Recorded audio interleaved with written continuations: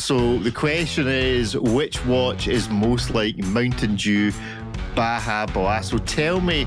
I can see Moonswatch. I think that's a good one as well, because it was like, it was cool at first, and then they just, there's too many of them now. That's probably the best call, yeah. Okay, and they both look like they're produced from artificial coloring. And the Moonswatch is probably healthier if you eat it. So Moonswatch Mission to Uranus is what we're saying. That's the colour. That's the appropriate colour for this. Yeah? Okay. Yeah, it is Mission to the Urinal. Absolutely. Mission to the Urinal. Well, talking of dumb things, we need to do our normal clap, and there's two things we're going to celebrate, or ironically celebrate. One is Barry Keoghan and his demise of his relationship with Oris. Not with Oris, blaming Oris again. His demise of his relationship with Omega, and one is my bad. Did I say? I said Omega. It's Omega. Omega. Where did I pick that up from? Omega. That's not the part I didn't understand, but okay. Your Daniel Craig is showing. What? Omega, beautiful. Omega. Anyway, so Barry Keoghan and the demise of his relationship with Omega. And I can't tell you a thing Barry Keoghan's been in other than media alerts from Omega. I know he's an actor. But I literally only know this man from my inbox for him wearing an Omega. He was in, I think the biggest thing he's been in, he was in Saltburn, a film I've not seen, but he was also in The Eternals, was he not? He was in a Marvel movie. He was in The Eternals. So there you go. Wow. He played the bad boy in The Eternals. And then the other thing is me not learning not taking my assembled knowledge of the watch world and applying it when actually buying a watch, because I bought a watch this week. Admittedly, it wasn't for me. Congratulations. It's not a Panerai, is it? It was you supported the hobby. It was an Omega. I negotiated what I felt was a good discount on the particular watch. And then I played the long game, negotiated the discount, and then at the very last minute, asked for that little extra just to sweeten the deal. So I thought, we'll ask for a rubber strap to go with it. Great. I thought, literally won a watch, or at least won a rubber strap. And then what mistake did I make?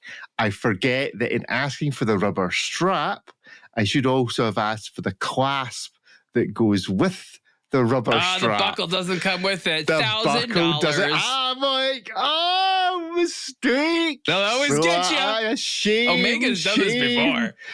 Shame. So I managed to turn a good deal into a deal that cost me actually more money, because I had to follow through and buy the buckle. Watch industry wins again.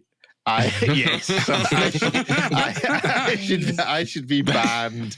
The tiniest of petals. Exactly. So this will be my last show. I need to go to watch buying purgatory. Well, I'm not buying another watch. I'm just sticking with Panerai, and that's it. Panerai have never knowingly sold an extra buckle for anything. I don't think all their buckles come with a rubber strap. So anyway, that was it. So yeah. So this week's ironic clap goes to Barry Keoghan, whose video we'll play in a second. Omega. Is this an Omega show? Omega. What Omega did you buy? You can't leave us. Sorry, I thought I said the orange Planet Ocean. So was it for you, or was it for... No, it was a 21st birthday present. So we went out. So the last time this happened, which was for my daughter's 18th birthday, we were going out for like a small Aquaterra type thing, and came back with a 43mm Breitling Navitimer. And this time round, we went out for a Breitling top time, the 38-40mm, and came back with a 43.5mm Planet Ocean. So, there we go. It's very cool. I like this ritual. Cool. So you buy yourself a gift for surviving that your child reached a certain age. No, buy them the gift. I wish it's not my turn. Next, it's my wife's turn. It's turning about. Unfortunately, my turn never seems to come around. Don't you deserve the watch that she got to that age? The suffering you had to go through. I think that's a good point. The only advantage of buying a 43mm Planet Ocean is, like, I could possibly wear it. I might just accidentally fall onto my wrist occasionally. So So the point was not for you to wear this? I'm very confused. Anyway, so that was my story. When she's choosing between sizes, or you like, just get the 43. I think that would look great on me. I mean, you. I think that would look fantastic on your wrist. Is that just... Listen. As she's a very confident watch shopper, just because she's used to going into ADs with me and just asking to see stuff. I always tell her, look, these people are bored out of their minds. They'll have nothing more than being asked to get a whole load of stuff out of the cabinets, because it's either that or sitting around all day. So she goes in and she asks, she just goes out, like, try that one on and that one on and that one. It's good. Little shopping list, very impressive. And she picked the Planet Ocean out, and I thought I was never going to like that. But actually, having tried on the Speedmasters and all the rest of it, the Planet Ocean was the clear winner by quite some distance. It's a nice watch. The Chronomaster Sport from Zenith was a close second, I think. But the Planet Ocean won it, so there you go. Yes, Boris, it's never visit an AD on your own. It's true. It's true. Maybe we should have like a global watch concierge service where you can like hire a friend who knows something about the subject, like a carer, to go along with you. Anyway, talking of carers, we'll give her a round of I thought that was Chives. Chives. You hold up your phone, you let the phone camera look at everything. Yeah. AI does all the work. Chives has got a job. There we go. Right, so ironic round of applause to Barry Keoghan. We'll see the video in a second, and to me. So yes, welcome to our show. Welcome to our show, everybody. Right, Barry Clapping Keoghan. to someone who I don't know who they are. You need to get through the first bit of it with Ed Sheeran. I apologise for Ed Sheeran content, but I think this is going to set David off. But this is Ed Sheeran this and video Barry, hurt my soul to a certain degree. Barry Keoghan. Here we go. Oh, let's see if we can get some volume. Oh, it's decided not to play. I'll be so sad if it doesn't play. Yeah. Why are people talking about goats all the time? What is it about goats? Alternative to lawnmower. Yeah. Barry Keoghan now doesn't appear to a lot of goats. Rick, do you have any goats? No, goats. Goats are metaphysically of the devil because they eat everything. You can't really release a goat into the wild. They do eat everything. They do eat everything. Do these watches eat everything? I don't understand. Sorry, to what? So I'm trying to do 15 things at once here. So Ariel refuses to admit that Chives is in the chat. Ariel refuses to admit that Chives exists. I believe I'm in not sure what it's AI got to do with lactose intolerance, but there we go. Right, let's see if we can get this to work. It would be a joy if it did, considering the length of the setup. Here is Barry Keoghan and Ed Sheeran. Go watch that one. Is it? You can say mine, and then I can give you mine, and I can, I got them to make it for the next round of albums. I think them is AP in this case. I'd wear it on all the I've seen you press as well. Big watch fan. Yeah, I love Omega. I've got a good relationship. Omega. There's a Moonstone Omega watch which I actually got, and it's like kind of residues of the moon. Yeah. I like stuff that can move through any circle, if that makes sense. No, it doesn't. I wouldn't wear this out in London at all. Yeah. So I think it would be like IWC make a. It's called a Pilot's Mark, and it's like 38 mil. Is it? It's like automatic, Swiss made. It would last you for your whole life, but you'd never get your arm cut off for it. It's crazy, because this watch doesn't even tell the right time. You know how much they are. It's like it's 12 o'clock. I'm with you on Omega ambassador right here. Sorry, Omega. Please keep me on the contract. Go what? There we go. So that's Barry Keoghan. I'm so sorry we all had to watch that. You think that is remarkably bad content from whoever did this. I'm sure these guys are very impressive human beings. Mr. Sheeran is talented in his own regard, though not my kind of music. That was one of the worst watch enthusiast conversations I could ever imagine. You would think if they're paying someone to be an ambassador and giving him a gold Seamaster, they would tell him, you need to either wind it or wear it every day. But like, it's going to stop and it's not going to be, or give him a winder that seems like an easy solution. But you think the 5 second or don't hire that guy. I mean, well, there's that. But once the nose of the camel's through the tent, just like the 5 second grief that they explain to you as you're leaving the boutique would go a long way with ambassadors. I think I should be an Omega ambassador now that I say Omega and that I've actually bought one. I think that actually... No, wait, Becky, is the internet so celebrity hungry that they'll put up with anything a celebrity does? Anything they buy, anything they talk about, anything they advocate for? I mean, like, if those guys weren't celebrities, we wouldn't give that video the time of day. Like, that was unbelievably non-useful if you're a watch enthusiast. Like, that serves us for no value of any kind. Well, I mean, back me up here. Like, it's like people are just obsessed. Oh, celebrity! I have to watch this junk. It's not just watches. It's any type of things. It's just famous people talking about ordinary things that they don't know that much about. I don't watch any of this. I want famous people to be around directors and other people and say, okay, we need to do like 90% of the work. Stand here and say this line. Like most celebrities are. That's why there's so many shows that make fun of them, because they're so unimpressive in person. Well, that's true. I mean, this is Rick. Why were you showing it? What's the point here? The point is, I thought he was deserving of our clapping for ironic inability to stick with the brand message, which is that our watches actually do manage to tell the time. And if we liked Omega, we would advise Omega to fire that guy. The lack of marketing now that says, as you say, teach this guy how to wind the watch up or give it a good shake every morning, so that it actually does tell the time and you don't embarrass the brand. It's just amateur hour at Omega. They're acting like a bunch of teenagers have like a very valuable brand with a lot of money to spend behind it. Like, none of these are like particularly sophisticated decisions. Like, I don't know what's going on there, but like, this is. I'm glad you showed it, Rick, because it educated me, and it's bad. So thank you for allowing us to make fun of it. But like, I guess I'm just disappointed in whatever that channel was and those human beings. I have no clue. Like, they decided, like, okay, let's go with this. Let's go with this, guys. All the other content you did sucked. This is the best. Like, that's the best of what they captured.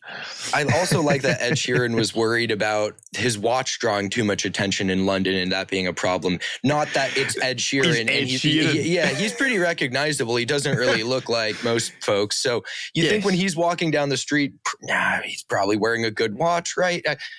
Regardless if it's an IWC or what it looks like, I think you're a target intrinsically because people know who you are. I don't think the watch is the problem. Conversation. Yeah, so Ed Sheeran Ed Sheeran known for two things: music and massive watch geek. So the watch thieves in London aren't going to go, "Oh, Ed Sheeran, bet you he's wearing a decent watch." Also wearing a good pair of sneakers. The Grape 5s in that video. It's the ones from the Fresh Prince of Bel-Air. Have any mopeds? I will be impressed if he starts wearing metal gauntlets around his wrists so that no one can take a machete to his hand. There's always the watch lock. Remember that? No, that doesn't work. That doesn't protect your hand from getting cut off. Gauntlets, metal gauntlets. Thanos, but maybe with a cutout for the watch so you can still see it. I think we're firing Chives. Apparently, Ed Sheeran is a mate of Chives' brother. I don't know what Chives' brother's called. Does that mean Ed Sheeran is AI? No, I think ChatGPT is Chives' brother. Oh, right, okay. You'd be surprised at what we can get folk to volunteer to do. Is that why his album names are so unoriginal? What? Because it's ChatGPT? I don't actually know any. It's a computer program. I don't actually know any of Ed Sheeran's songs. Anyway, let's talk about some watches because we better at some point before this show descends even further into whatever. Right. Watch review. The Nipro Solar. We don't just call it the Nipro Solar. But anyway, Nipro Solar 1976 revival with solar-powered LED display. Ariel, you have reviewed, discuss. Yeah, so this is one of those defunct brands that was brought back. And one of the watches they made in the 70s were some LED watches. And now they've come back making a new LED watch. Just a few years ago, this would have not made sense, but now there's sort of a growing market for these. The thing that was interesting about this back in the 70s, as well as now, is that it has a photovoltaic cell, so you don't have to, deal with a battery, which is nice. LED watches were supplanted by LCD watches, but one of the things that LCD watches were not able to do is have sort of a natural backlight. So LEDs, they are light-emitting diodes, and so they glow, but if they're on all the time, they suck at the battery. So these are kind of cool. And, what I liked is they were able to bring this back. The watch is comfortable. I think that what I want to see in a watch like this is improvement for the modern age. So they did a good job of sort of recreating what it used to be, but I want things like maybe a little bit more functionality, meaning more features. Like this one sort of has like the time and date, doesn't really have the seconds, kind of have the power reserve, which is kind of cool. But you have to physically push a button on the side of the case there to illuminate it, which again, having to use your other hand really kind of destroys the purpose of the convenience a watch is supposed to offer. So, Casio for, 20 years now, 30 years now has had an auto illuminate as you raise your wrist. Every smartwatch which is sold has ostensibly the same feature where you just raise your wrist and it turns it on. So why that was not put in here, I'm not so sure. I'm sure they could do it in the future. But overall, this is comfortable and cool looking and kind of an interesting conversation piece, quite different. So I'm not saying this would be like a huge business, but I think they did a good job here overall. There was a round version of a similar watch from back in the day that my father had, and I've been trying for years to try and identify what it was, but it was basically it looked a bit like that Casio you were wearing. Was that Casio you were wearing last week? Or is it the re-release Ariel? Looked a little bit like that. Oh, the Casiotron? Yeah, the Casio looked a little bit like the Casiotron, but just had a single button at the side that you pushed and it illuminated the display. Hamilton made some of those, the Pulsar. There was a lot of round ones, actually. It might have been a Pulsar, but I've just never been able to find the one that in my mind it looked like, which probably just is I know what that's like. Remembering it wrong. But there we go. So what's the price of this? Is this worth a cheeky wee $855? Would anybody be buying this just for the memory of these kind of watches back in the day? Anybody a big fan, Ripley? Case is cool. I like that it's solar a lot, because with these, whether or not you have to press the button and the inconveniences of it, you want to see the thing light up. So you're going to end up pressing the button a lot. And they're not typically all that efficient, and they certainly weren't back in the day for battery life. So I really like that it's solar panel. That case back profile is also super wavy and wonky. It looks cool. I don't think it's outrageously priced relative to some of the other LED watches. Like I think about what I think Hamilton's got one that's right around this price or thereabouts, or maybe a little bit less, but could be a lot worse. I think it's interesting, but I really appreciate that they did it solar. So it's not just a recreation of the past. You are getting at least something, more functional with it. David? Yeah, I agree with Ariel that this, I think should offer some sort of a development over whatever it used to do 50 years ago, or almost 50 years ago. So I wish, it would auto illuminate like the Casios do, that it had a more legible display. Looks kind of comfy, but at the same time, it's just, I don't understand this obsession with vintage where we try and recreate the crap that we used to make 50 years ago. It's just like, it's probably not good. I mean, there's a good reason watches have advanced so much over the last 50 years. So I genuinely am baffled by this obsession to go back and recreate all that was bad. I appreciate the solar addition to this, so that's good. It's just keep turning this up to 11 and bring it up to speed, for it's 2025, a $99 G-Shock, it's just so much more advanced than whatever this is. And I understand we don't always have to push the envelope that much, but at the same time, I don't want to be back in the 70s whenever I look at my watch. Any historical anomalies like this watch that you would like to see come back? Anything from your childhood? The Seiko TV watch. Seiko TV watch. Yeah. Okay. Imagine all the terrible daytime television that you could be watching, you know, like the government-run channels or something like that. Probably it's just that. It's just a terrible studio, just a couple of people talking about nonsense.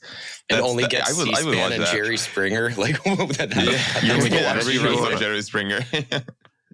There's a lot of stuff from the 80s and the late 70s, especially the 80s, the gadget watches, and some into the 90s, even with Casio, we know about that. I'd like to see a lot of that stuff come back. Was the 80s era the most classic era for that kind of thing, or is it just the way we remember it? Like, are other people who are into watches, who got into watches in the 2000s or whatever, remembering a whole different, or are they actually harking back to the 80s? It is the entirety of the watch world harking back to basically the same, you know, decade, generation for all the really cool, novel stuff. It depends what you value. The 80s were the era of the gadget watch. It was the time when electronic watches started to become mass-produced by technology companies, in Japan and in China. The Swiss were not interested in adding more functionality. They had they had a set of complications and they've never added to it, right? I don't know what the cutoff was, but if you got in after the GMT, but you're done. We're not putting you in any new watches. The electronic watches offered hardware developers the opportunity to add all kinds of features that were better, more advanced, calendars that you never had to change, alarms, you could put multiple of them, and they just kept adding more and more things. Some worked, some did not work, but it was the era of the mass experimentation of that. So I don't think this was just a coincidence because other people are interested in 80s design. It was from a technology standpoint and into the 90s until the mobile phone displaced the wristwatch was the era of the gadget watch, at least, the last several hundred years. So TV watch from Ariel, David, any fond watch memories, even something you've maybe even never seen in real life, but like recreated? Interesting. No. That's how much I'm not into vintage. I want something from 50 years in the future, not from 40 years vintage. Yeah, this is not a vintage watch. I mean, what is it that was cool in the 80s and that has failed to survive? I'm sure the listeners could name a number of them, and I'm sure I would agree, but none that I could recall. I mean, the last 10 years in the watch industry was all about reruns and recreations and all the rest of it. It's all been done. I think it's all been redone. Almost all of them. Yeah. What about a watch with a jamming device? It just jams signals. You could become signal proof. No signals in, no signals out. Was there not a watch that you could use to change the TV channel? I'm sure there was a watch that there was a Casio like that. Oh, there's a few, Casio, more than one. That you could go around, hire, rental stores for TVs and just change the channels from outside. Yeah, but the TVs work on different technology. Those old analog signals, it doesn't. That does not work anymore. Maybe something that jams drones for when Amazon finally take over the skies and the drones just drop out of the sky with whatever's in them. You'd have to have directionality. You'd have to have a lot of beam in the sky. If somebody wanted read your key fob and stuff like that, or try to affect your phone, I mean, you had the JLC that you could use to start your Aston Martin. That wasn't a bad. Maybe that's what Jerome Lambert's working on right now. It's we need to find a new way to start cars with our watch. Maybe blow up a car. But still, it was pretty cool. Yeah, that was not a bad combination of proper watchmaking and something that half a dozen people would find useful. With all the electronic cars now, the Teslas and stuff like that can do a lot more remotely. I can see a luxury smartwatch which is tied to a vehicle that can do all kinds of James Bondy things, like start the car. I want this temperature. Follow me. It could do that stuff totally. Yeah. Original Tissot T-Touch temperature had one of them. Oh, Chives is chipping in. The Breitling an update to the Breitling emergency. What would you? They add do that. It's to the called Breitling the Apple emergency? Watch. It calls the ambulance when you're in a car wreck autonomously.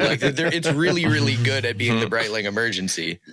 But you can't use the little wire thing for garroting your enemies. What about a garrote? How about that? The actual spy watch, a little Kevlar cable you could pull out and, silently put someone down with. Yeah. Why hasn't that been... lasers, circular saws, poison gas, what else? We've had the an Omega EMP, like the No Time to Die watch. That could be useful. Yeah, see, I said signal jammer. It's not that different. Can you imagine somebody actually inventing a watch like that? Because it's clearly possible, just as to how much more difficult it would be to get through airports if actually people did start owning watches that genuinely did things. Who would be the first country to say, right, that's it, all watches are now banned? Can you imagine? Now, there you go. There's how to upset the Swiss watches. We need to invent a watch, okay, or in addition to watch, that can be viewed as being actually quite dangerous, and then infiltrate the watch world so that, just like they banned you taking water onto planes through security or anything, that suddenly watches become a source of drama. And don't even laugh about this. The world's crazy enough for this to happen. Yeah, Canada's already one step away from that. Can we just not do this? Brings all the careers to an end. Well, think of how duty free you'd have to buy the watch you wanted to wear on holiday at the airport. So airport duty free would explode. Perhaps not literally, because that kind of be against the idea of the whole thing. But it would kind of explode because you wouldn't be allowed to take any of your watches through security. You'd have to buy them on the way. I think there's a strategy there. I think we just need to invent the watch that freaks everybody out. So an EMP pulse watch, I think, is probably the way to go. So there we go. Right, let's play What You Talking About. What? No, whatever it was we called this segment. But first, is that a game we're playing? Which watch is what? No, what did I call this show? What You Like. It's the word watch in the game? Yeah, what you like. So last week, I think we got one each, didn't we? Ripley, you suggested for what you like that we look at Mountain Dew Baja Blast. Ariel recommended Mountain Dew, and you said, well, it's got to be a flavor. And I said Baja Blast would be the one to Baja Blast. So the question is, which watch is most like Mountain Dew Baja Blast? So tell me about Baja Blast. So, what's the essence? Baja Blast. Baja Blast? It's an ambiguous citrusy flavor with a kind of turquoise Tiffany blue color. It started as a Taco Bell exclusive, and you can only get the Baja Blast at Taco Bell. Due to the popularity of it, it had more of a mainstream revival resurgence, and now you'll find it overexposed beyond belief. It's good, don't get me wrong. It's not crazy, but you'll now find it at 7-Eleven. They've made slushies and stuff. Various burger chains have collaborated with the Mountain Dew label to create Baja Blast thematic things. It's overexposed now, but it's probably the most famous flavor of Mountain Dew that started as a Taco Bell exclusive. So I am hearing that it was exclusive and now has become completely overexposed. Now, that's got to sound like about half a dozen watches and watch brands that we know. So which watch represents the one that was exclusive and is now over? Now, I'm tempted to say because of the colour that just anything in Tiffany blue, it was a good idea when it was just Tiffany and Tiffany blue, and now it's completely overexposed. So we're looking at you, Doxa, we're looking at you, Patek, we're looking at you, any other brand that produces Norcane that produces stuff. Well, keep in mind, it's also Mountain Dew. I think Patek might be a little bit grand to be relating to Mountain Dew here. This is like basically an energy drink before the proliferation of energy drinks. There's plenty of caffeine. It's probably radioactive. This isn't the classy beverage. You don't look after the Mountain Dew for the next generation, I guess. So we're saying it's an original Submariner with a radioactive dial on it, or a blanc pain. Is Patek classy though? I'm not sure if Patek is classy anymore. Well, it has aspirations of being classy. I would say this is almost like Tudor, where it's good, it's standard, it is solid, it's classic. It's not anything crazy. Everyone knows Mountain Dew. Everyone knows Rolex, Baja Blast. That was kind of the niche thing. And then massive overexposure where people kind of got tapped out on it. It was no longer it's not just Mountain Dew, it's Baja Blast. Oh, it's not from a Rolex. It looks kind of like one, but it's from the sibling company. You know, a little bit more work had to be done. But now it's everywhere. And it's still good, don't get me wrong, but it is everywhere. To me, this is Moon Swatch or Swatch Blancpain. Well, I thought Swatch Blancpain possibly, but then Tudor do make this. So for your $7,350. I'm not even going to colors. I'm going to personality. Personality, okay. So where we're landing. I can see Moon Swatch. I think that's a good one as well, because it was like, it was cool at first, and then they just, there's too many of them now. That's probably the best call, yeah. Okay, and they both look like they're produced from artificial coloring. And the Moon Swatch is probably healthier if you eat it. So Moon Swatch Mission to Uranus is what we're saying. That's the color. That's the appropriate color for this. Yeah. Okay, yeah, it is Mission to the Urinal. Absolutely. Mission to the Urinal. Okay. Right. Next up then, and David, this one's over to you because this one was all your fault. I can literally find one reference. I can't pronounce it either. We can't pronounce it. Oh, Matros, yes. I didn't realize that Tesco. You obviously have Tesco. Do you have Tesco in Hungary? This is literally the only reference I can find on the internet. So I'm thinking, first of all, pronounce this for us, David. It's Kunshag Matros. Will you bring a few of these to Geneva next year? This is literally called the sailor alcoholic drink. So you're not allowed to call it any type of proper drink like a tequila or a palinko or a whiskey or something. It's just a spirit drink. So it does not meet any of the regulations of a properly produced alcoholic drink. I asked Google's AI what flavor this was, and it was remarkably vague and couldn't really point me in the direction of anything discernible. Oh yeah, it's decidedly vague. Yes. When was the last time you drank this, David? Never. No, I never drank it. No. I've never lost a bet, so maybe others have drank it, but Okay, I think you do have to bring some of this to Geneva next year for a sample evening. We should have some sort of watch event that surrounds us. So the question then is, which brand are you trying to get to co-sponsor this particular alcoholic evening? No, it's a morning. You drink this in the morning. That's the whole point. Kid you not. You drink this on your way to work. That's basically when most of the Matros spirit drinks are sold. It's roughly between 6 and 7 a.m. Warms you up on the way to is this cold, on your cold way, morning. This isn't actually on your way. This is on your way to pretending that you've still got a job that you were actually fired from 6 months ago, and all you're doing is sitting on the park bench for the day while you tell the rest of your family that you're still going to that job as a merchant banker. No, because you can't stomach this flavor for that many sips. Well, so I can only find this reference from the Tesco Hungary website, and it basically says this product's currently out of stock.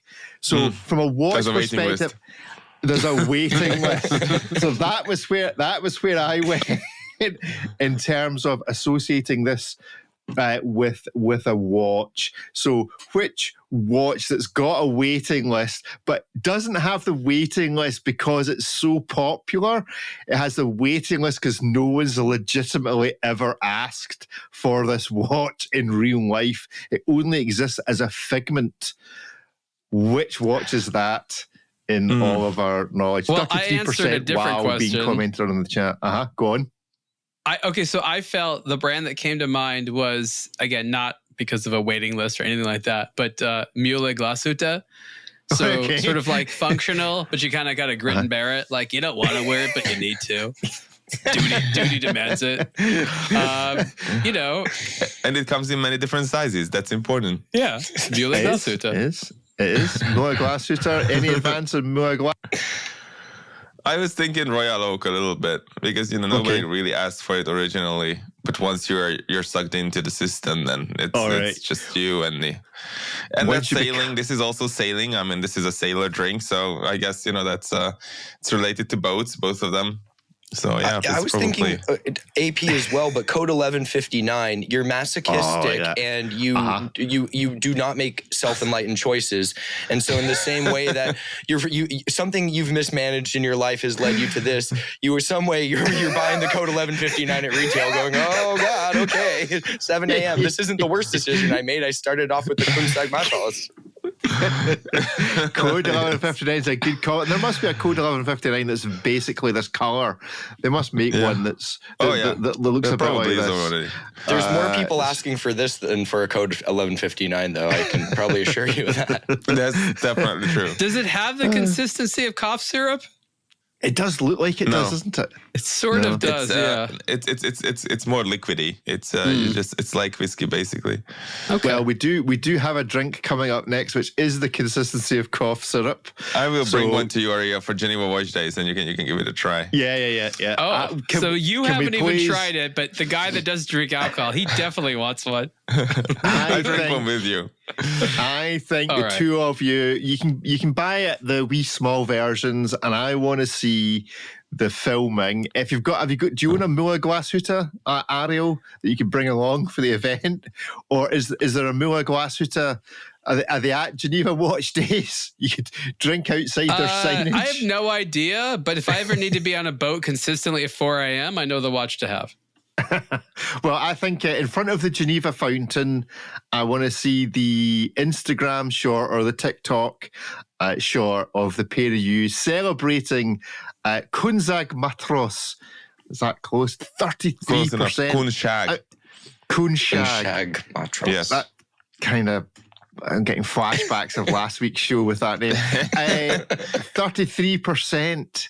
That's quite strong, isn't it? I know nothing about alcohol, but I think that's quite strong, is it not? 33%? It's just for the morning. I mean, as the day proceeds, progresses, then you go up to 40 and 50, and then you land with a smaller Matros at 33 in the evening. Yes. Okay. Well, heritage, so traditions. That was what you like for David's suggestion. My suggestion from last week was this Buckfast. Which is very much in the vein of, drinks that are unique to country. I'll show you this here. This is. Is it related to breakfast in any way? No. Well, other than if you're a Scottish alcoholic, in which case there's no bad time not to be. Buck is in like a deer. So a fast buck that I shoot, or do you celebrate the buck? No, what do you do with the buck? It's named after Buckfast Abbey because this is where they make it down in England. Oh, well, look at the logo. The logo's like a very religious antlered animal. It looks like the Jägermeister deer joined a cult. What is that logo? It has a Jägermeister quality to it. This is one of the nicest websites I've seen in a long time. It's like a high-end televangelist website from the US, basically. So the fun thing about this is now what you need to do. What is this place? Well, yeah, it's the Abbey where they make it. So I'll explain. Let me explain. So the first thing you need to do. So many of you are watching this on YouTube. Remember, you can tune into the show normally 7:30, recorded live on a Tuesday, aBlogtoWatch Weekly Live. Or you can watch the edited video on the main aBlogtoWatch channel on a Thursday or Friday. You need to go into YouTube. I'll not play it for the show, and type into YouTube American nuns trying Buckfast. So that's the video to entertain you, and then let the algorithm work its way to all the other videos of foreigners trying Buckfast. Now, what got me thinking about this in relation to watches, here's a really nice website, as David has pointed out. And there is no clue from this that they have anything to do with making an alcohol that is responsible for quite a lot of misery in Scotland. Like genuinely, it's the bottle of choice for the alcoholic generation in Scotland. But if you go deep into the website, you'll see Abbey Departments, music, safeguarding, so that's child protection stuff, education, bees, careers, and in the middle, tonic wine. And that's where we get to tonic? Tonic wine. Like it has a medieval tonic from like a game that has like a spell. Like what, like does it restore hit points or something? Like this is the Buckfast drink. I've never tried it, but this is the story of what is tonic wine? It's a tonic, just in the same way that in the Wild West. Yeah, in the Wild West, they used to sell, tonics and revival drinks, and it's, smoke and mirrors. So they sold. It's also alcohol. Does it make you caffeine. feel like you want to pray? Like what's it supposed to do? It has something like 3 times, like a single serving has 3 times the amount of caffeine that a Red Bull has in it. So you're getting drunk. It looks like and Scottish waking up at the same time. It's classy for loco. Classy for loco, exactly. No, but is it Scottish Manischewitz, like sweet grape wine? I've never tried it. Like David and his. Are those not grapes on there? I'm just trying to figure out. Grapes. It is made from grapes. There is wine involved somehow. Don't know much about it. You can go and look at it. But from a watch point of view, this is like hidden. This is like a hidden poison in amongst the really nice website. So poison? Who has got? Is it exclusively British? Like, is it only made? It's made by these monks in, I think they're Cornwall way, the very south of England, and it's England's biggest export to Scotland. Oh, it's not Scottish. Alcohol. It's not it's not English, Scottish. But it's sold. I see. This is the completely random nature of it. Is it's incredibly popular in Scotland. So it's made in England, predominantly purchased by drunks. Yeah, and it's terrible. Bremont. I was going to say Christopher Ward, but that also works. Yeah, that works. Yeah. But tastes like cough medicine. Bremont. See, the problem with Bremont is, it was run by the English brothers, and that's never going to be popular in Scotland because the 2 guys were called English. Christopher Ward's run by a guy called there's what they call the Old Alliance between Scotland and France. So maybe Christopher Ward is the Buckfast. Do they sell it online? I assume so. I mean, they sell it in shops. You can buy it in Tesco. I think. Yeah, you can buy it in shops. You buy it off licenses up here. So Christopher Ward, Bremont. I like Bremont. Bremont sounds right. Although it's not addictive. You don't get addicted to Bremont. Do you get addicted to Bremont? What watch do you get addicted to? There were some people who were super into it at some point, and they would not consider anything else. But David's never met any of them. Never met a Buckfast addict. Never met someone addicted to Bremont. So there we go. That's Bremont is the Buckfast of watches. Right, we need a category for next week's Watch You Like. Feel free to suggest some in the chat. Chives is suggesting Bell and Ross, or Ball and Ross. I assume that's a misspelling on Chives' part. As the Buckfast. Ball and Ross. Ball and Ross is correct. That is. Foreign and nasty, apparently. Oh, Chives is proving himself to be a bit of a racist. There we go. Who'd have thunk that British snobbery would also want to put others down. Anyway, right, so next week's category, I'm tempted to go, we did children's cartoons, feature films, music. Ariel, choose us some musical obscure music that we can relate to watches. Ariel, who's currently reading his text messages. No, Ed's outside dropping something off for me, so I'm going to be saved by the Ed. Saved by the Ed. Can figure out your so you don't have to make any choices. Get Ed on screen. Just get Ed in. Get Ed to make an appearance. Just get him to sit behind you. An and appearance? Ed can suggest some an appearance, a secret appearance by Ed. Why don't we go with camera brands? Camera brands. Yes. Okay. Right. Okay. So give us your camera brands then. I'm going to let David or Ripley suggest a few really dirty ones. You can have a Japanese one, of course. Canon, because that. Then maybe have a Leica. And then, I don't know, some obscure something else. One of you guys can think of something obscure. Okay, go for it. David Ripley, give us 3 camera brands to relate to watches. Of watches. Watches, watches. Right, David. Let's choose something more interesting than Leica. Yeah. Okay. Maybe we can go with Hasselblad for one. Hasselblad. Let's go with Hasselblad because of the history and stuff. Yeah. Okay, Hasselblad. And the pride among the community who shoots with them. Is Minolta still a thing in the camera world? Do you still get Minoltas? Possibly. Probably. Yeah, let's go with Minolta. If we have to look into that, then that's all the better. Minolta, and a third camera brand. Don't make it easy. Don't say like Nikon or something. Let's go with third camera brand. Who's like an obscure thing that maybe? How about we go with Voigt? Somebody in the chat is suggesting Voigtlander, which I assume is a camera brand. Is that a camera brand? Isn't it just lenses? No, that's not allowed if it's just lenses. Just lenses is not allowed. Maybe Polaroid or something fun. Polaroid. Yeah, I was thinking like Polaroid or GoPro, like the not camera. GoPro. Okay, GoPro is. Well, is it GoPro? It's just everyone's going to say G-Shock. No. So that's too easy. Yeah. Too easy. Go with Polaroid. So in antiquated. Olympus. Polaroid. There's a suggestion of Praktica in the chat. Never heard of them, but Polaroid's good. So Hasselblad, Minolta, and Polaroid. So some research for the week and some suggestions for what you like in terms of which brand most is like these particular camera brands.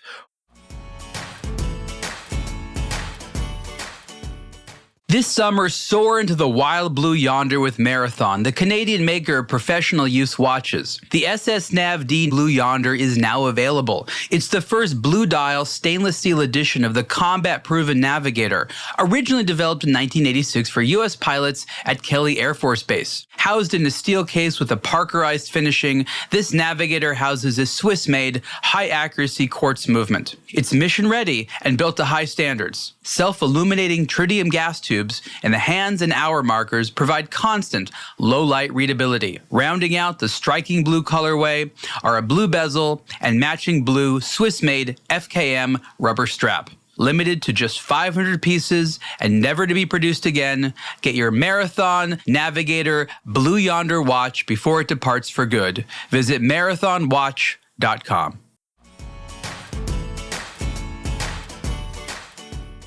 Okay, let's move along to a watch review of something. Back on the Ripley hands-on for the Certina DSX GMT watch. I quite like the look of this, mainly because it says something on the strap, I think. And it's become a recent obsession. So should I advance and investigate this watch more? It is. This is cool. It uses a quartz movement with it's an ETA with heavy drive. Heavy drive's the ETA technology where it locks the hands in place. It senses impacts, so it's more impact resistant. Oh, cool. Right. It's a flyer style GMT, so independently adjustable local hour hand. It's got 2 bezels, so that outer ring with the compass scale floats freely, like you can just rotate it around, and that inner 24-hour split color bezel is locked. Similar to some other Certina's bezels, if you press down on the outer ring, you can then move the 24-hour scale, so you can turn the 2 bezels independently from each other. Oh, okay, cool. Made to be kind of a multi-purpose sports watch. They make some with gray dials that either have red or green accents. You can get those on a bracelet, or there's this one, which is only on a strap. All around a pretty interesting piece. Screw down crown, 200 meters of water resistance. It uses that same shock resistant case structure that was rolled out on the last Certina we talked about. That's their new DS concept. It's improved. It uses, just read the article if you're looking for how it's put together, but it's going to be more impact resistant than previous executions. They've overhauled their DS concept to make it better for vibrations and impacts. So all the new technologies kind of support that. And it's really not that much money. Scroll down, it's like a mid 3-figure price point for this one. So all around a cool watch. Why has it got a turtle on the back? Certina really likes turtles. I mean, that's a whole one. That is the long and short of it. If you want to go into the lore, it's like the DS concept made for a very durable watch, whereupon the outer exterior with the case and the DS concept, which suspends the movement in the case, was like a turtle shell. But you're going to just see turtles on like every Certina. They donate money to the Sea Turtle Conservatory or something like that. They have watches, thematic editions about the sea turtles. They really like turtles. Turtles all the way down for $560. That's a good deal for a watch, is it not? For this, that does feel. Certain ideas have always been good value, really. Yeah, this feels like good value. Why do we not? What is it about the marketing of Certina that's not making these feel like they are everyone's go-to? They're not sold in the US. Like, I mean, like that's not true. Like, there's a couple places you can buy them, but like, you just don't really see them around unless you're like at an airport or something like that. Certina's a Swatch brand. Yeah. So, and why would you not get one of these over a moon Swatch versus this? Like, what's a moon Swatch going for nowadays? 270, I think, for the standard ones. It goes up above 3 for like the moon phase ones. This is like maybe more priced towards the Blancpains, which I think are like $425 or $450. But I think part of Certina's issue is that they're in that tricky, affordable segment in Swatch Group. So there's Mito, there's Certina, of course, but you also have Tissot and Hamilton. There's a lot of brands kind of in that same price bracket, and so I think some of them cannibalize each other's sales, but there's nothing wrong with this brand whatsoever. I think they really do deserve more attention. Watches like this are a great example of it. Yeah, the Swatch just need to let one of these guys be sold off to give them a chance to live and breathe.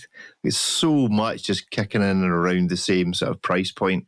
It just seems unreasonable not to, because this looks like a great one. I'm going to go and hunt one of these out. This looks really cool. Some of these used to be really amazing. You could get one on a titanium bracelet with a titanium case for a couple $100 back like 5, 7, 8 years ago, something like that. Yeah, I would urge you to look at the earlier ones because they were freaking amazing, but this is good as well. Cool. Good-o. Right, well, Ariel has, according to the chat, been purged, so he's not back with or without Ed. So let us go back to the main homepage and have a look at what else we have kicking about. Just appearing right now on the website, hot off the press, the actually affordable Armatron Knox watch with genuine diamonds. This feels like something that David really should have got to review, but instead, Ripley. Yes, it's the second least expensive diamond set watch I think we've reviewed on aBlogtoWatch now. David still holds the claim, and David's also, I believe, are natural diamonds in that plastic Casio, 2 natural diamonds. These Armatron makes no reference about the origin or any details about these diamonds. They're quite small. What you're seeing in the photos are the settings. They're a large square setting, little stone, but you get 16 diamonds. It's otherwise a very simple quartz watch, embossed dial, steel case, mineral glass crystal, really not that much to write home about, but you get 16 diamonds. And if you broke down the cost per diamond, what you're paying is less than what I paid for my coffee earlier today.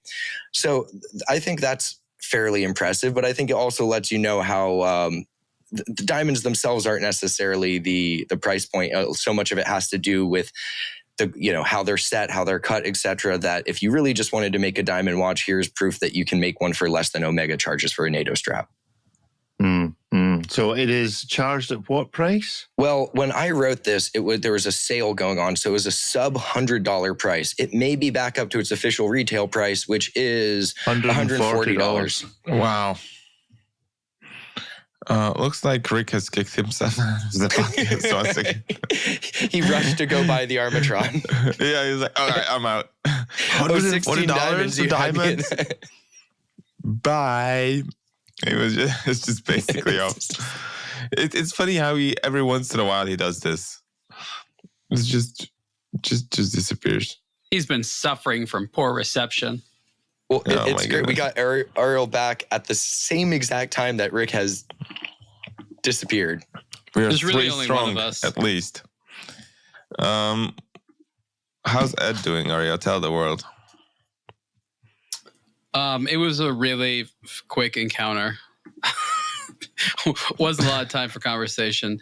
I haven't seen that was that an Armatron? Yeah. Is that new? You just published that? I think it's been live for 3 minutes. Yeah. Okay. Because I was like, that's odd. Yeah, Armatron. I love the name of the brand because it's so literal. It's a tool that you wear on your arm. And I'm like, yes, that's what I was thinking when I looked at a watch. Also, one of the names that was making LED watches back when that was popular back in the day. Yeah, but I don't associate tool for the wrist with this thing. It sure is a timepiece. I'll give it that.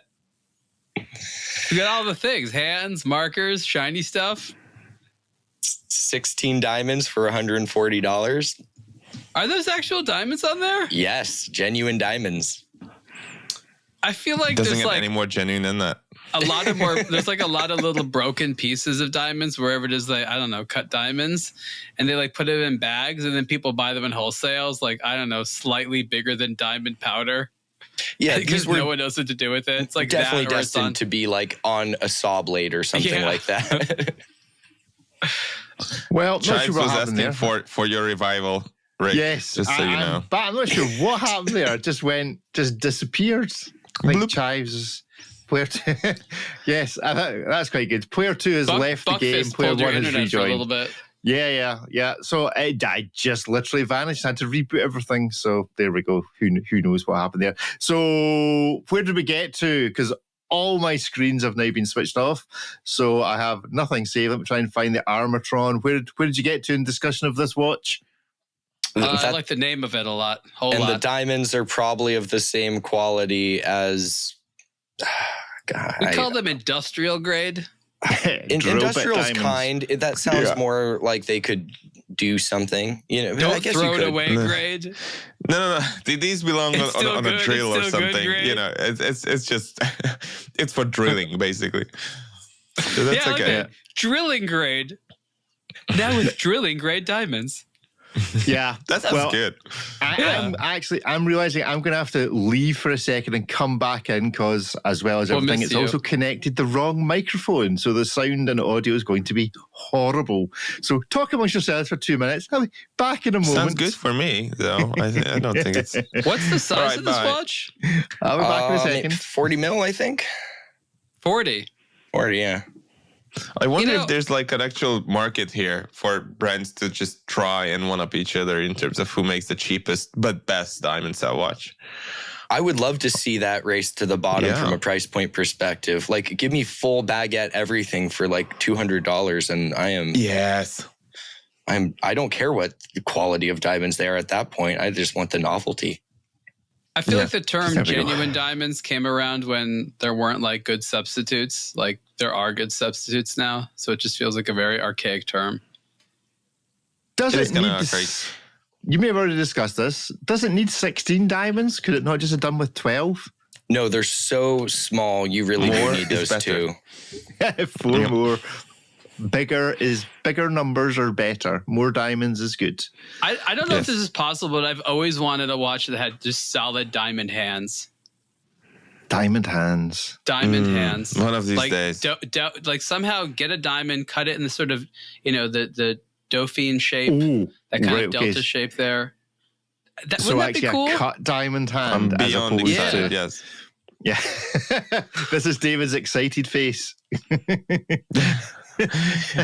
I'll be when I see one. I mean, why is that not a thing just yet? I mean, it totally should be. We got to be really close to it. Richard Mille, please. Diamond hands.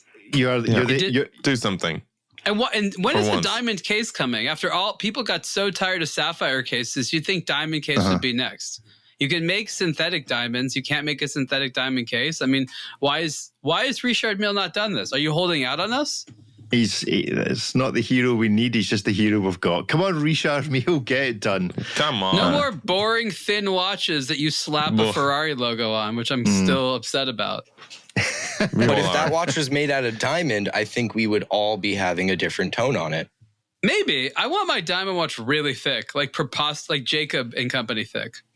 Oh, like a cheeseburger. Yeah. Yes. Like an hors d'oeuvre cheeseburger. Okay? Let's not go crazy now. Okay. Well, if it's all diamond, just give me the U-boat sizing on that one. I'm not upset with that.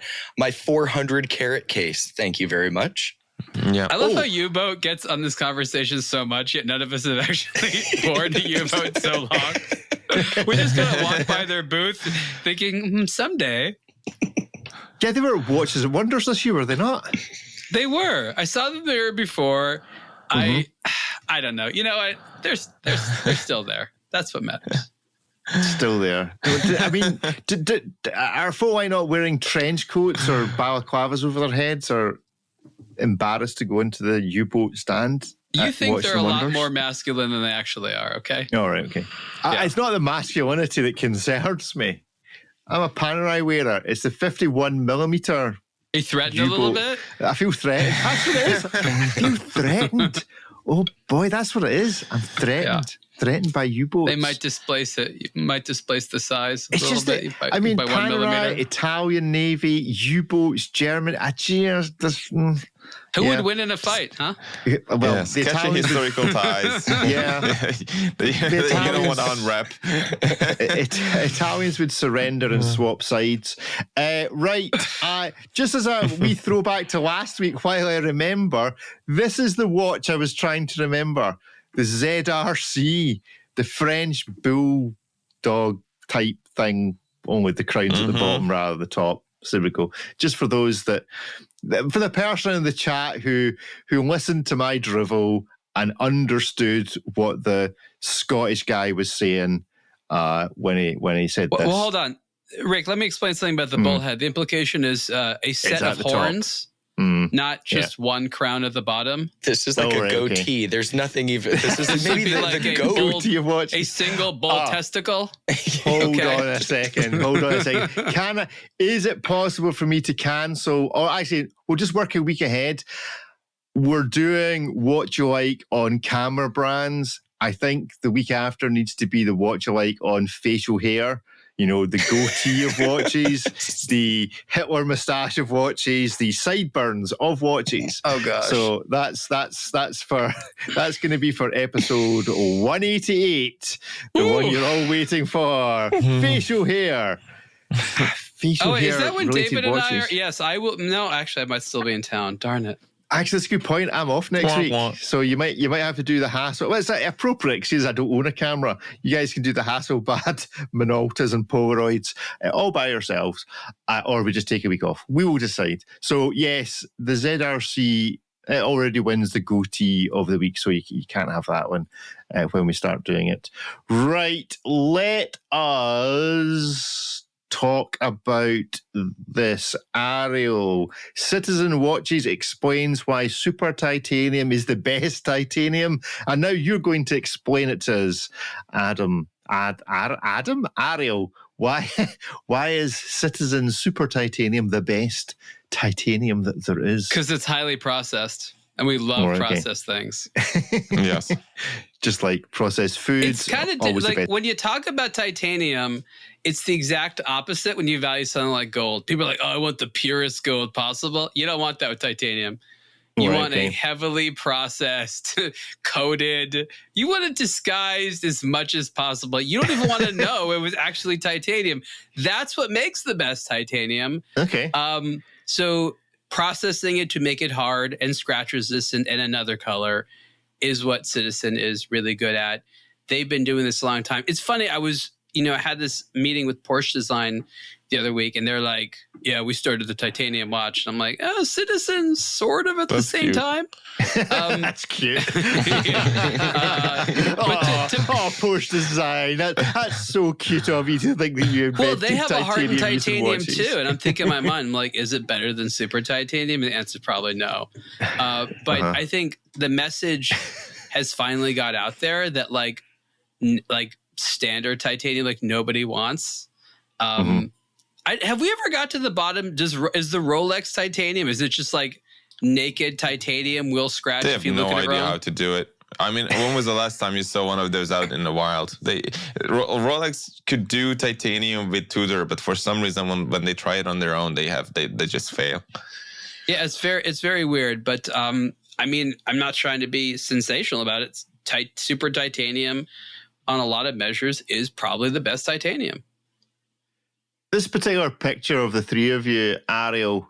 Who's the guy on the left? He looks more. The guy in the middle's delighted to be there. You're proud to be there. The guy on the left has no idea why he's there in this particular photograph. Is he the engineer? He's like, why are you taking my photo? Yes. And the other guy is a sales guy at Citizen. So right, okay. So the sales guy's chirpy. The engineer's like, why are you putting me in front of the camera? Let me at my watchmaker's desk or mixing titanium alloys, please. Why am I in this photograph? That's good. So titanium, is titanium having a moment, or is it just us as watch geeks think that it is? Or is it, is it ever going to be in everyone's mind? Well, why would I have a steel watch? I could have a titanium one. It's lighter. It's just fundamentally better in any number of ways. In order for people to care about titanium as a watch case material, they have to have some relationship with titanium, often outside of watches, unless you're just like a super hardcore watch nerd and focus all of your opinion of titanium within the context of watches. And this is, and I talked about this before, but women, not all women, but most women don't care about titanium watches because they don't have a relationship with the material outside of watches. There isn't some other type of tool or thing that most women interact with, which is made out of titanium. For them, it makes no sense. Like, it's lightweight. They want something that feels substantial. It's not particularly shiny or a pretty color, and they want, certain colors and things like that. So titanium may be having a moment for men's sport watches, but there's definitely a lot more of the market to explain why titanium, what's it all about. In fact, there's still a lot that can be discussed about it. So this is funny. You're having pictures of this like exhibit, and Citizen had a pretty nice, I guess you call science exhibit that talked about titanium as a material. They had like a giant chunk of it, and it was like on display, but it had this tiny sign that said "Don't touch," and no one would see it. So they walked up and touch it. And they'd be like yelled at. They're like, "Why is it out there in the open with a tiny sign that says "Don't touch"? It's like, put it in a case or something." But I guess it was because it's sharp. But I think that it is a fascinating material. But again, unlike most of the relationships we have with other materials like gold or even steel that we sort of fundamentally understand, you have to sort of appreciate the processing of titanium, understand strength, its weaknesses. So it's a much more high level of appreciation because you have to understand a lot more disciplines to really understand it. So I think maybe titanium will have its moment, but for really liking titanium, we take for granted how much, we know about titanium. Most people do not know most of this stuff. Ripley, would you buy a titanium watch over a steel watch if given the same in every other aesthetic? In many instances, yeah. I mean, it really just, they're different. The same thing with like platinum or white gold versus steel. Yeah, they're all white metals, but they're going to give you a remarkably different tactile feel. Titanium's also a bit flexier than steel. That can be beneficial or a negative in certain instances. I like it a lot. I like titanium watches, but if you want something that just feels really nice and luxurious, it doesn't always do that. Even when it's a really nice Grand Seiko, it's impressive because it's light, but to the average person, if you were to just hold it, it just doesn't feel as substantial. So if you want that heavy watch feeling, it just can't do that. You have to appreciate, similar to carbon fiber, you appreciate it for what it does, not necessarily because it feels phenomenal in the hands. It feels like plastic, but carbon fiber, if you have the context or how it's used in other industries, you appreciate it for its physical properties and its performance properties. And so that's why people like carbon watches. And it's a similar type of thing with titanium, although you can obviously do more with it. And it's a little bit easier to understand because it's still a metal. But I've bought titanium watches and probably will buy more. So who does it the best, David? There's some talk in the chat here on the YouTube channel about Grand Seiko being who to go to for the best titanium. Would you agree with that sentiment, or is there somewhere else you would go? You've already indicated that perhaps Rolex aren't the best at it.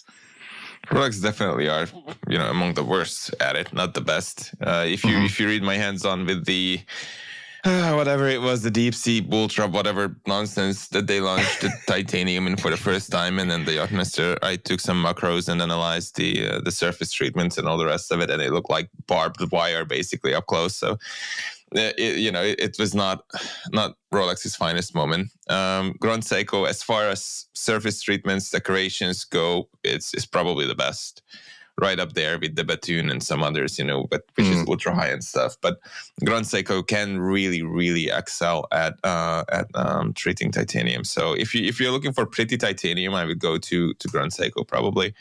But I did have a Breitling B55 in just mud brown brushed titanium, and it was heaps of fun, and I love that as well. So there are many great ways to enjoy titanium, and I think it's a great material for watches. Steel has been made to feel like it's a luxury, part of the luxury element of a luxury watch. What needs to happen to titanium,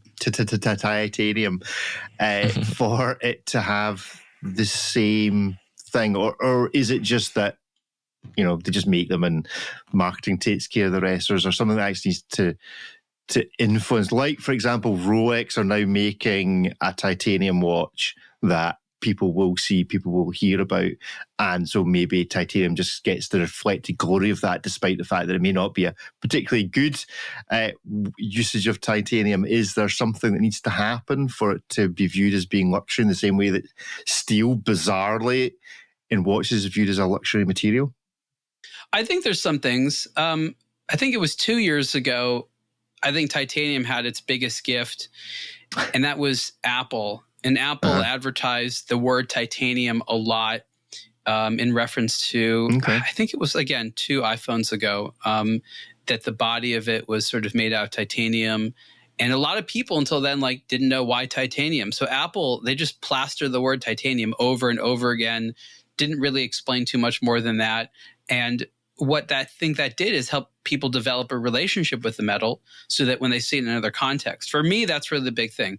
Most people will fundamentally not appreciate why titanium is beloved by watchmakers, right? That's just not, that's going to go over their head. But if they have other things in titanium, like the guy that has titanium golf clubs is probably a really good candidate to buy a titanium watch, or maybe he has titanium parts in something else, or even a titanium bicycle frame. That person is going to be like, oh, I have this positive relationship with titanium. That makes sense for a watch too. So I think it's really about that, unless you just sort of started, holding a bunch of watches and realizing, oh, the titanium one is a lot nicer. But again, I think the fastest thing is to have that relationship outside of the watch category first. Yep. We can't hear you. There we go. Sorry, I'm back. Any other thoughts as to what will make titanium more luxurious? I've just looked up the grades of titanium that's been suggested in the chat, that making it heavier might be the solution. it just feels that it's not luxury. Put gold inside it. Exactly. There's the flex. We have wrapped our steel watch or our gold watch in titanium. There are multiple different grades of titanium. I think grade 2 and grade 5 tend to be the ones that are used in watches. Yeah, and you'll sometimes see 20, and you'll sometimes see 23. I think Blancpain uses that, but it's pretty much the same as grade 5. It just has some tighter tolerances for what goes into it. I want grade 16 titanium. That's what you want. Grade 11 titanium. Just increase palladium. the price. So idiots think that it's important, or it's cool, or it's special, or whatever, and don't tell anyone that you can buy a Certina DS for $500 in titanium. And then, at the same time, in the same way, how you can buy a steel watch for $500, or even way less. So that's not the trick. Suggestions also in the chat that there's some other metals that may be candidates for being luxurious because they're heavier, like tungsten. Omega uses tungsten for the bezel, the fluted bezel on the Globemaster constellations, and I think Oris uses it for the inserts on a couple Aquas models. It's quite nice. It's super hard, near impossible to scratch, but you can crack it. I had a tungsten ring in college that I shattered basically. What were you doing? I have no idea. I was really drunk. You were at Buckfast. Oh, Buckfast, yeah. What you were doing was Buckfast and Look, Four Loko was legal back then, like with all of the ingredients. So like I have no idea what I did, but you can break it. So I think aside from the difficulties machining it and whatever else, it may not be ideal for a watch case because it won't deform, it'll crack. Well, Chives has written his tome for this week, but also, seeing as Chives is a butler, I think he needs to find it's not a sommelier, what do you call a mixologist? I think that's a made-up thing. There needs to be a cocktail with Mountain Dew, Montrose, and Buckfast. So someone... That's so much caffeine, first of all. That is absolutely just going to raise the dead. Is Mountain Dew quite highly caffeinated? Yeah, more than coffee. Oh, really? Right, okay. What else in that concoction is caffeinated, by the way? The Buckfast is apparently like mega Red Bull. Wait, Buckfast is caffeinated? Yes. 3 times stronger. Those months are just getting lit over there. Where did I miss that? 3 times more than Red Bull is on is in the Buckfast. Palladium also being used. Right, Chives, before we move on to our hit miss, maybe a little letter from Chives' review of the week. As requested by this is his high horology breakdown.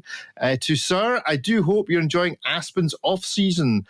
Watch week, I understand, is simply lovely when not littered with ski bums or Hunter S. Thompson. Oh, that's a reference and a half to Aspen. Recent excitement was provided by the presentation of Mr. Lang's Chronoswiss Purple Rain, a beautiful open-work chronograph. This watch was a tour de force of the 90s, but need not distract us here, presented as it is in purple, unless Sir wishes me to order one for Halloween. Good idea. I have not yet completed my GPHD recommendations, although I imagine Beauvais will enter their new open-work Dimier stone dial. Openwork's a big theme this year, sir. How can it be open-worked and stone? That is a question. GPHD reviews from Chives. By nailing a tiny stone dial at the 3 of the dial, that is how you do it. It's also titanium, polished titanium. Cannot endorse this piece, sir. You would need your reading glasses and also £112,000 for a titanium watch. Roger Dubuis have recently released the Excalibur Spider Flyback Chronograph, a dirty horological achievement, I have no doubt, but it looks like an Hublot made an Invicta. It resembles an RM28 in black and gold, like a cheap scent bottle. It's a flyback frisbee. Watches, however, to recommend: Vacheron Constant Traditionnel Tourbillon Retrograde. Still impossible to tell what time it is, but at least the puzzle stretches across the whole dial. This is to celebrate their 270th year of operation. What, they couldn't wait 5 years? Nice watch, silly story. And finally, Moser have released a tourbillon dive watch. Perhaps the stupidest idea since Napoleon's winter holiday. Nevertheless, they are amusing and rather pretty with stone dials. Another theme of this year, no doubt. No wonder they serve drinks in boutiques. Yours, etc. Chives. So that's Chives' watch review of the week. Let's move on to Hit Miss Maybe. As yet unsponsored, but have you remembered your signs and the sponsorship deal for the signs for this week? No? I didn't go print them out yet, no. You didn't print them out? Who's going to be sponsor? Such a disappointment. Well, I thought Iron Brew for this week was my proposed sponsor, since we're talking about drinks and we can't advertise alcohol on the show. So Iron Brew, that other doty Scottish drink. Ripley is on with Crystal Geezers. It's the kind of people that drink Buckfast is Crystal Geezers. Right, Ariel, before we begin, what's on the wrist? I'm wearing the Scottish Pollen Mara diver in black. This just came out, so I've been... Yeah, these look quite nice, I have to say. Pretty decent. Is it good? What kind of price point's that at? It's just under $1,700.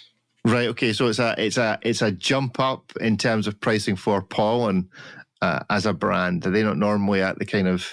It's a little bit, but I've reviewed their other watches. There's more watch to this, so I don't feel like they're increasing their prices. It's just there's more watch. I mean, for example, this not only has a sapphire crystal over the dial, but also the bezel has a sapphire cap on that. So the little features like what that. Movement more is water. It? It's the Le Jeu Parade G101. Okay, so then, the ones I'm thinking of that are super affordable are like those little quartz field watch things. So this is quite a lot more watch when you... there are watches similar to this around $1,000, but I don't think anyone's going to freak out at this price point. And again, it's more watch for your money, but it's well designed. Chives is disappointed that nobody laughed at his jokes. Oh, James apparently laughed at his jokes. I'm just so happy that AI is not going to replace our editorial voice ever. I mean, it's so comforting. Chives is in the chat. It's written by Chives. It's not AI.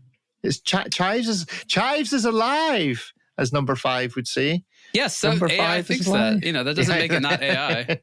Right, Ripley, what you wearing? Who you repping on the baseball cap this week? Wearing the Certina we just talked about. Very good. HYT on the hat. And the shirt is the aBlogtoWatch diver style in red. Oh, cool. Very nice, very nice. Good. Right, let's have a look at this. We're going to go through one of my favourite articles when it comes out, the flyback for all of our hit miss maybes this week. And this is Mike's, is it weekly? Seems to be just about weekly. Dig at all things that we don't get a full-on review of. So first up is the Glasshoot Original 70s Chronograph Panorama Date, Fusion and Plasma. Because what you really want is watches that are so big and square and also this colour. And something is beeping in the background. Let's stop that. The original 70s chronographs are really comfortable to wear. I'm not sure what I think about them in this colour. What do you guys think? Let's give this we've seen these. Have you seen these? In the flesh? Yeah. Before we vote? Okay. I mean, look, the color is what it is. They're fun. I wouldn't want to look at like eggplant every day. That's but what I've been a fan of purple. Aubergine. Yeah. The other one is, Veron on Mountain Dew color, if you're really talking about that. Yeah. Where's your Tiffany? Actually, they do make a Tiffany dialed version of this, do they not? I don't think so. I think there is a Glasshoot original. I have a vague memory that they did a Tiffany blue dial version of this watch. Anyway, let's decide. For those who are listening, by the way, David has left the chat, quite literally. So it's just the three of us. So, Panorama Date. Is it a hit, a miss, or a maybe? 1, 2, 3, go. It's a miss. It's a maybe.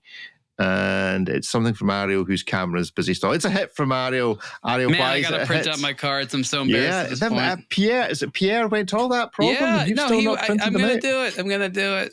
Yeah. Okay. Why is it a hit? I just don't have that kind of printer at home. And I gotta go to FedEx office and be like, can you print this file? Oh, sir, what kind of cardstock? I'm like, can you just choose? Well, I don't know all the options you have. Paper's fine. Can you color grade it properly? No, I did regular paper, and they're in the plastic sleeves from a recipe book. Inside of this is a bunch of Blue Apron recipes. Blue Apron? What's Blue Apron? They deliver the ingredients in a recipe and you cook it yourself. I'm feeling another category of what you like coming on. Facial hair, home delivery services. Do you have Deliveroo an American thing or just a UK thing? Delivery. Yeah, we don't have that. We don't have Deliveroo. It's like Uber Eats. Deliveroo, or there'll be some uniquely Hungarian version. Horo Swagger from Bangkok has joined the chat. Good morning to you, Horo Swagger. Right, I like that name. Yeah, it's a cool name. So I can't remember who we got to. Ripley, did you give us an opinion? I said it's a maybe. I like these watches themselves. So like the watch itself, definitely a hit. As Ariel mentioned, I don't know if either of these colors would be the one I would want all day, every day. The Mountain Dew one is quite interesting to me, but few and far between. So I think it's a maybe. If you like the color, it's a good watch. These are a little bit challenging colors, but that's sort of the point of these. This, they could have made blue. They didn't, this is intentional on this. So if you like the colors, it's going to be a good watch. And as we discussed the white one fairly recently on a previous episode, they're quite comfortable. Yeah, it's a good watch. So it's a maybe. Okay. Chives is wanting to pick a fight with Ariel in the chat. Okay, I give it a miss because it's a really nice watch, but those colors are just Dreadful. Right. Next up is this. Somebody can correct me as to how you pronounce it, because I'll butcher it. The Le Bois & Co. Heritage Chronograph Atelier Coquille d'Oeuf. Is that not like eggs or something? I don't understand. I feel like that's what you say if someone like kicks you in the balls. Coquille d'Oeuf. Oh, yeah. Yeah. So what does that mean? Does anybody speak French? That feels like it's like chicken and eggs or something. The chicken and egg watch, is it? It's on the list of things you should not name a watch in a place where people don't exclusively speak French. It does feel this is quite a nice watch. It's a chunky price, nearly 10 grand, and Le Bois is getting a little bit of a kicking from Mike, the author, as to why there's such an uplift in this. He's also linked to a thing called Baby, You Got a Stew Going. $10,000. Yeah. Does anybody know, if I click on this link, what I'm going to be greeted with? Like what kind of stew? Like a beef stew? I think. Shall we risk it for a biscuit? Let's go and see what this is. It's taking me to a YouTube video. This could be bad. Let's see what this is a reference to. Carl Weathers got stew going. I'm not meaning anything Carl to me Weathers? Is he more as the respected dramatic actor or more of the beloved comic actor? Whoa. There's still plenty of meat on that bone. You take this home, fill the pot, add some broth, a potato. Baby, you got a stew going. Okay. I think I'd like my money back. So that's from Arrested Development. Not familiar with Arrested Development. I've heard of it. It's a show it's from. It's a show it's from. So there we go. What does it have to do with that? I have no idea. No idea. Okay. French for eggshell. French for eggshell. I just looked at the press release. Yes. No. Chives has got there before us. Coquille means shell, so it's eggshell. Oh, right. Okay, I can kind of get it now. It's the dial reference for. Is this like a joke about how expensive eggs have been in the United States? This is the Trump tariff watch. So is it anyone buying this? And if anyone's buying it, why are you paying $9,000? It's very pretty. It's nice. But that Ed Sheeran thing is like, you want to watch it, no one's going to cut your wrist off for? I mean, hello. Okay, is it a hit? Is it a miss? Or is it a maybe? I think it's a miss for me because no one's cutting Ed Sheeran's wrists off for it. But there we go. It's a maybe from Ripley and it's a maybe from Ariel. Ariel, why do you settle on a maybe? I'd wear it. It's pretty. I think this is one of those enamel dials that like you don't know is going to be enamel until someone says like, that's enamel. And you're like, oh, I just thought it was that less expensive thing that looks like. It was eggshell. Yeah, I thought it was an eggshell. What does this have? Like a Le Jeu Perret movement in it? Like I'm just saying, it's really pushing it. There are so many watches on the market that look identical to this that they can no longer say like, I wonder if they'll think it's a Patek. Like, no, there's too many others now out there. It's lovely. Maybe I'm just jaded because I remember when these watches were like a third of the price. I haven't worn it. I don't know how thick it is. If this watch is too thick, it'll ruin it. If it's thin, great. But if it's like thin, just because they took an automatic movement, remove the rotor, then I'm also not impressed again. So what's the movement in here? Is there a picture of the movement? Yeah, I think it's the LJP. I saw a blue column wheel. Yeah. Automatic movement with the rotor taken off. I mean, you can have the same movement in watches less than half the price. That nothing about the case or the dial say to me like, another $5,000. But what's really interesting, so that rotor's been cut so that you can see the winding mechanism. So it's a from little the thinner. crown, but you only see that. It'd be like one of those games where you have to line the balls up over the holes for them to drop. Maybe that's Lecoq do. But anyway, but it's never going to look the movement's never ever going to look like that. But there we go. And it's a subscription model. You need to pay a $3,000 deposit, which is basically what it cost them to make it. The rest is profit margin.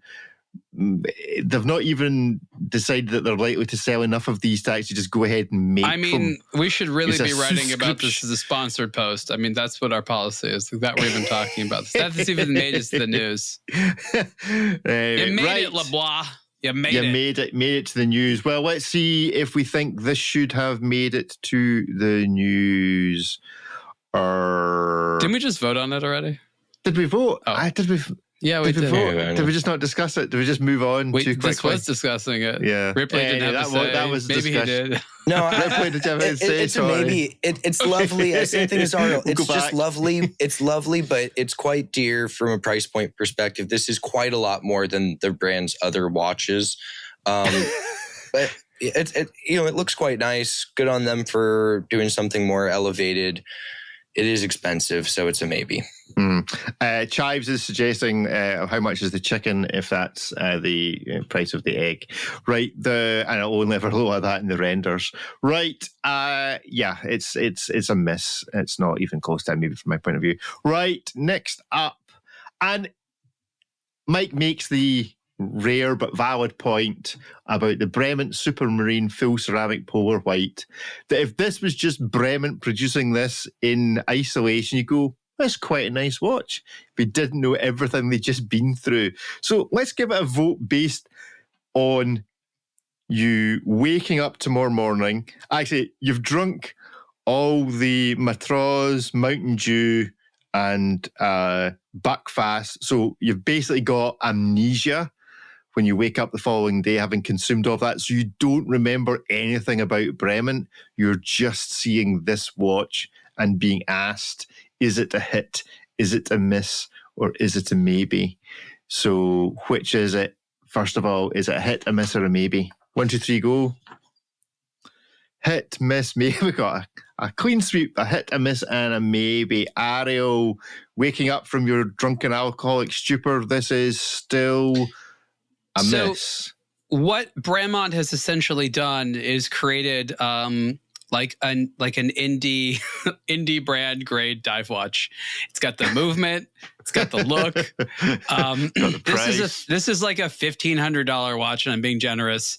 Priced way higher than that. I've been routinely reviewing watches around the $1,000 mark that have this exact same movement. Okay, so it has the movement of the indie stuff. It's got the dial. Look at this like amateur dial where there's this. I mean, forget the fact that the graphical logo they have is not good. Why does it have to be on there with the text one? Like the doubling up on the logo, like that's just amateur hour right there. Have you learned nothing from Christopher Ward, Bremont? I don't think Christopher Ward is particularly a trendsetter there either. So again, if you just showed me this, I'd be like, oh, cool indie watch brand. What are they, like $1,000? And then I'm like, wait, what?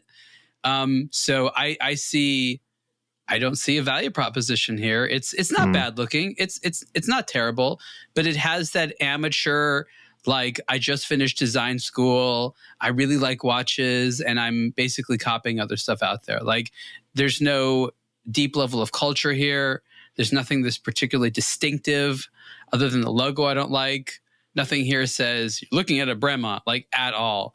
So they've down marketed themselves, and really amusing. I didn't think you could go from being refined brand with brand DNA to looking like, I just had my first wind up. I don't know. I didn't know you could do that. I've not managed to find it in the gallery, but from previous things I said about liking straps that I've got the brand name on it, the brand name on this Bremont appears to be on the back of the strap. I can't see any pictures that show you like a Breitling that it says Bremont on the front of the strap. It says it on the back, which is disappointing, much like the rest of the watch. Ripley, although I give it a hit. Actually, if it was in complete isolation, maybe until I got to the price, I'd be going, I quite like this. Ripley, you give it a maybe? Yeah, I mean, this isn't the worst watch we've seen from them since the rebrand. Actually, hold on, it's like £6,450. That's a frightening price. That's almost a lot of money. Rolex. It's almost Rolex money. It's like 2 tutors, that's pretty expensive. That's it's wild. ceramic, good on them for that. But this isn't necessarily new. They had the other colored ones, which we've previously reviewed and talked about. As Ariel said, it just feels very generic and not necessarily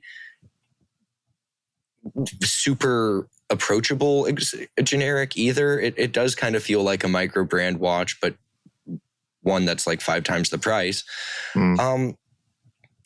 They've always been a bit too expensive, but my biggest problem with the modern Bremont watches is that they just don't feel like a Bremont. I'm not saying that they have to be stuck in their own design DNA, but when you get rid of the triptych case and you get rid of your logo and you get rid of everything else and you make a same watch that bunch of like little indie brands are making, then at that point, go make that thing you used to make that had some personality. So I don't think this is a bad looking watch. I don't think it's a bad spec'd watch, but at 6,450 pounds, God knows what that is in US dollars right now.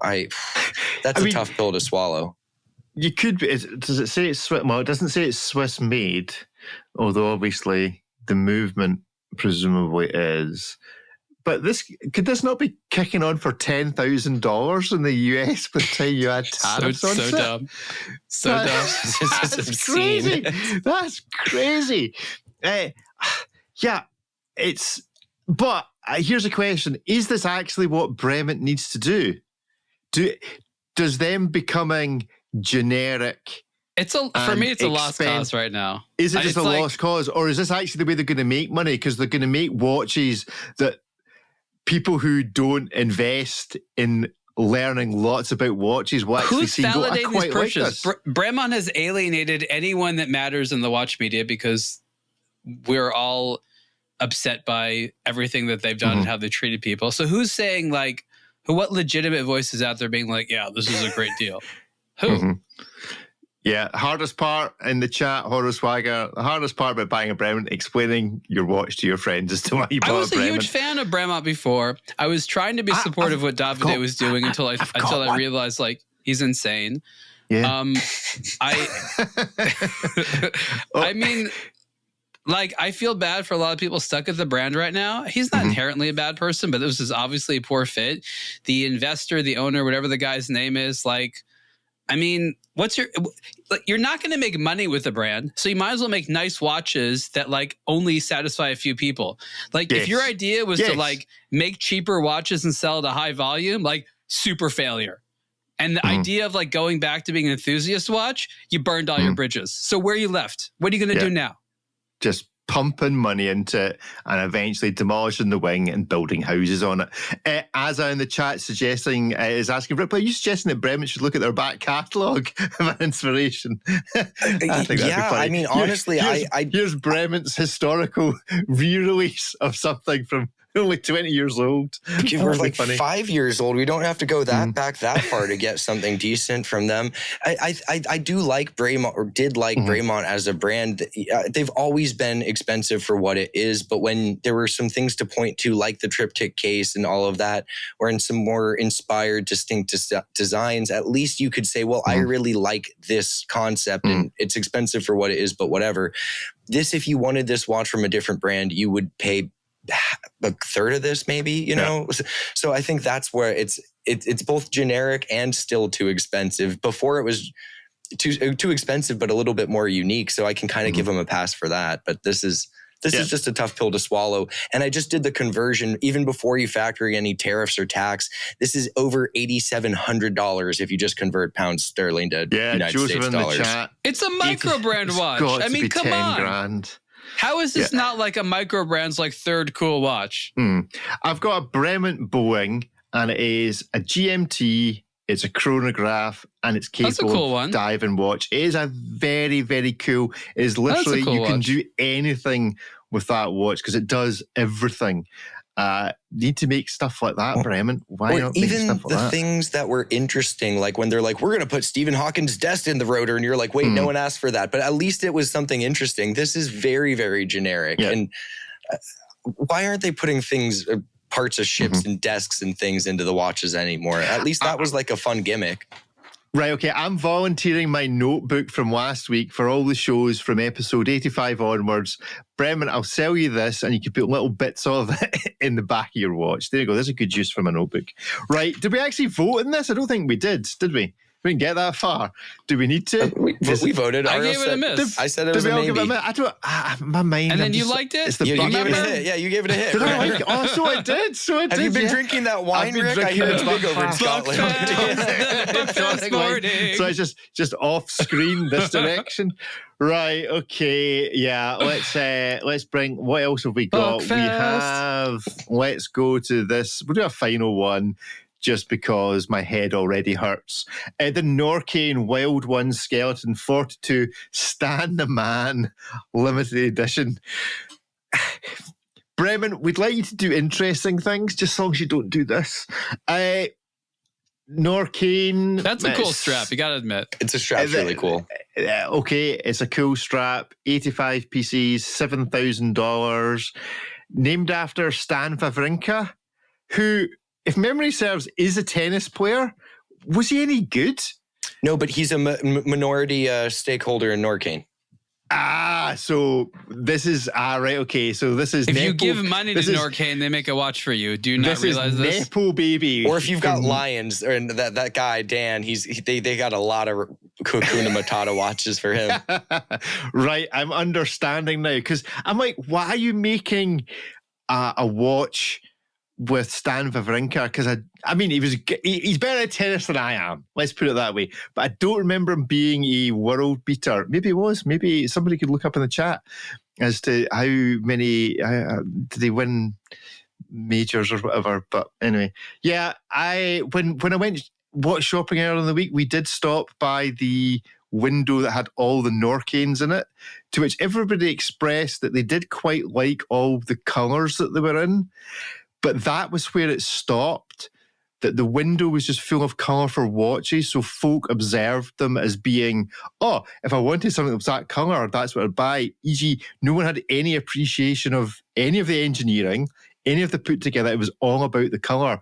In which case, why spend all this money on a movement that justifies, if it does, a $7,000 watch when all people really see in these watches is, oh, it's colourful. I like the strap. It's cheaper than the Bremont. That goes for something. It's cheaper than the Bremont. Yeah, it's cheaper than the Bremont. Okay, is it a hit? Is it a miss? And I'll remember this time because I've stopped drinking. Is it a maybe? 1, 2, 3, go. Miss, maybe. Why is it a maybe, Ariel? I love how honest it is. They're just like, we want to celebrate this guy that gave us money to run our company. And no, we're not going to give him something totally fresh. We'll do a crazy strap and it's going to have a skeletonized dial. Yeah, sorry about that. So I think it's fun. It's not how I would design a wild one. But again, they're celebrating the people that are helping them. So you got to give them credit for that. Okay. 85 pieces. So how many of them did they give to Stan for him to distribute to 40. his pals? 40 of them. 40 of them. 10 were press samples. Yeah, you get up to there pretty quickly. Yeah. I said it's a maybe. I like the colorway. I like neon green. The little plate on the side has pieces of tennis ball fused into it, and that's kind of cool. Strap looks cool. As Ariel mentioned, what else do you want that has pieces of tennis ball fused into it, by the way? Like, is that cool? I'm realizing I like that they just didn't make it a color. And given that plate is so useless anyway, why not do something fun with it and infuse a little bit of material into it? Like, Bossell does that when they put like sand or dirt or whatever in the little capsule in the watch. So I like when some brand does a little nod with the materials. There's no false pretense about why they're making the watch. It comes in a cool box. Unfortunately, we don't have a photo of that one up. But I don't think the watch is objectionable. I don't think it's necessarily the most the sexiest backstory or the most aspirational thing that someone's going to really resonate with. But if you like neon green or tennis and you wanted a wild one, here you go. And or if you're a big fan of Stan the Man. Stan the Man. I'm realizing, of course, Stan Wawrinka is Swiss, so that also has something to do with it. described by the Economist, that great sports publication, as tennis's great latecomer. Wait a minute. Why is the Economist the record of choice for commenting on tennis? Anyway, so there we go. He's Swiss. What was his career title? He won 16. So he won the Australian Open. He won the French Open. He won the US. Okay, fair enough. He was actually quite good. He was actually better than the credit for it. He was almost as good as Andy Murray. Maybe. There we go. Right. Okay. That I guess is what we're saying about watches this week. But here's the thing: Maurice de Mauriac did the other Stan tennis player watch. Was he not also a Stan? Who was the man? Stan, who was that? The Stan Smith watch. Stanley Smith. The man who's equally known for his Adidas as he is the sport he played. Am I making this up? I don't know.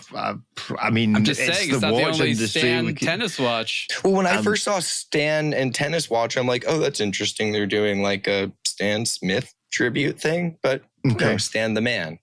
Stan the man, not Stan the Smith. Okay, well, I guess that makes our show this week.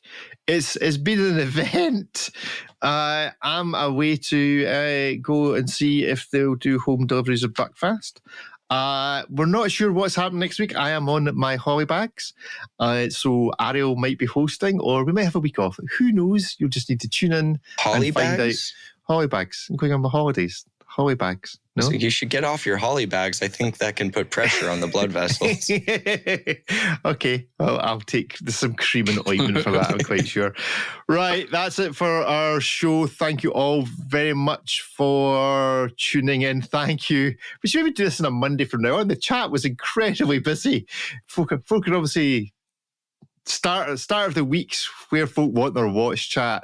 So there we go. You can tune into the live show on, it turns out, on a Monday, but also normally on a Tuesday. Although maybe not next week because I'm not here and Ariel doesn't know how to run the live stream. So you might have a week off. I'm trying. Very trying. So there we go. Thanks for joining us. Stay on for a little bit of extra time. But from us on the main show, cheerio. Bye-bye. Bye, everyone. Bye, everyone.